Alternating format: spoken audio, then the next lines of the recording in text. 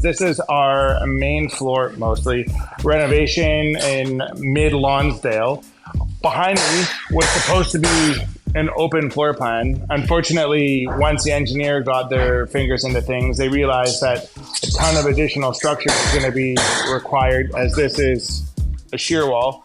Was going to require almost $40,000 to $50,000 of additional framing just to make this be an open floor plan. So our clients decided that was not a good investment for them, so it's going to stay as it is for now. The kitchen used to be roughly where the ladder is behind me.